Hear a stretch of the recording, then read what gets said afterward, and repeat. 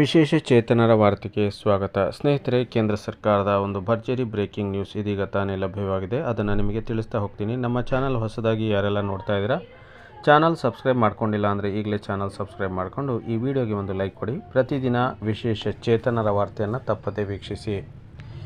ಕೇಂದ್ರ ಹಣಕಾಸು ಸಚಿವೆ ನಿರ್ಮಲಾ ಸೀತಾರಾಮನ್ ರಾಷ್ಟ್ರ ರಾಜಕಾರಣದಲ್ಲಿ ಹೊಸ ಇತಿಹಾಸವೊಂದನ್ನು ಬರೆಯಲು ಸಜ್ಜಾಗಿದ್ದು, ಮಾಜಿ ಪ್ರಧಾನಿ ಮೊರಾರ್ಜಿ ದೇಸಾಯಿ ಅವರ ದಾಖಲೆಯನ್ನು ಸರಿಗಟ್ಟಲಿದ್ದಾರೆ. ಇದರೊಂದಿಗೆ ಹಲವು ದಾಖಲೆಗಳು ಅವರ ಪಾಲಾಗಲಿವೆ. ಫೆಬ್ರವರಿ 1ರಂದು ಕೇಂದ್ರ ಹಣಕಾಸು ಸಚಿವೆ ನಿರ್ಮಲಾ ಸೀತಾರಾಮನ್ ಸತತ 6ನೇ ಬಾರಿಗೆ ಬಜೆಟ್ ಮಂಡಿಸಲಿದ್ದು, ಜುಲೈ 19ರಿಂದ ಸತತ 5 ಬಾರಿ ಜುಲೈ 19, 2019ರಿಂದ ಸತತ 5 ಬಾರಿ ಪೂರ್ಣ ಪ್ರಮಾಣದ ಬಜೆಟ್ ಮಂಡಿಸಿದ ಮಹಿಳಾ ಹಣಕಾಸು ಸಚಿವರಾಗಿದ್ದಾರೆ.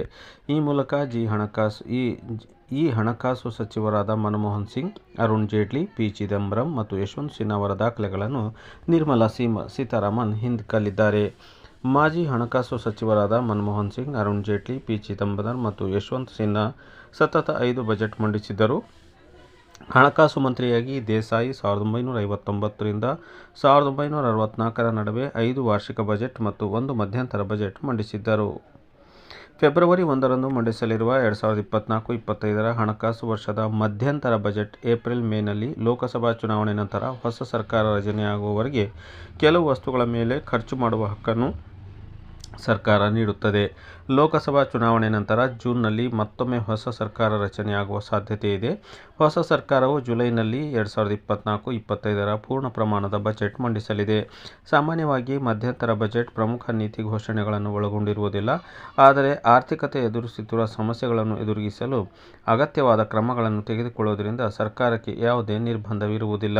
2019ರ ಸಾರ್ವತ್ರಿಕ ಚುನಾವಣೆ ನಂತರ 2ನೇ ಅವಧಿಯಲ್ಲಿ ಸೀತಾರಾಮನ್ ಅವರಿಗೆ ಹಣಕಾಸು ಇಲಾಖೆಯ ಜವಾಬ್ದಾರಿಯನ್ನು ಮೋದಿ ಸರ್ಕಾರ ವಹಿಸಿತ್ತು. ಮಾಜಿ ಪ್ರಧಾನಿ ಇಂದಿರಾ ಗಾಂಧಿ ನಂತರ ಬಜೆಟ್ ಮಂಡಿಸಿದ 2ನೇ ಮಹಿಳೆ ಎಂಬ ಹೆಗ್ಗಳಿಕೆಗೆ ನಿರ್ಮಲಾ ಸೀತಾರಾಮನ್ ಪಾತ್ರರಾದರು. ಇಂದಿರಾ ಗಾಂಧಿ ಅವರು 1970-71ರ ಆರ್ಥಿಕ ವರ್ಷದ ಬಜೆಟ್ ಮಂಡಿಸಿದ್ದರು. ಈಗಾಗಲೇ ರಾಜಕೀಯ ಪಕ್ಷಗಳು ಭರ್ಜರಿ ಸಿದ್ಧತೆಗಳನ್ನು ಸಹ ಪೂರ್ಣಗೊಳಿಸಿದ್ದು, ನೋಡುವ ಮುಂದಿನ ಬಜೆಟ್ನಲ್ಲಿ ನಮ್ಮ ವಿಶೇಷ ಚೇತನರಿಗೆ ಯಾವೆಲ್ಲ ಯೋಜನೆಗಳನ್ನು ಕೇಂದ್ರ ಸರ್ಕಾರ ಘೋಷಣೆ ಮಾಡಲಿದೆ.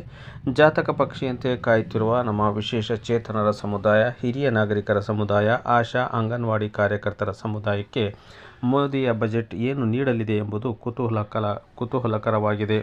ಆದ್ದರಿಂದ ಫೆಬ್ರವರಿ 1ರಂದು ಬಜೆಟ್ ಮಂಡನೆಯಾಗಲಿದೆ. ನಿರಂತರ ಹೊಸ ಸುದ್ದಿಗಳಿಗಾಗಿ, ವಿಕಲಚೇತನರ ವಿಶೇಷ ಯೋಜನೆಗಳಿಗಾಗಿ ನಮ್ಮ ಚಾನಲ್ ವಿಶೇಷ ಚೇತನರ ವಾರ್ತೆಯನ್ನು ತಪ್ಪದೇ ವೀಕ್ಷಿಸಿ. ಈ ವಿಡಿಯೋಗೆ ಲೈಕ್ ಮಾಡಿ.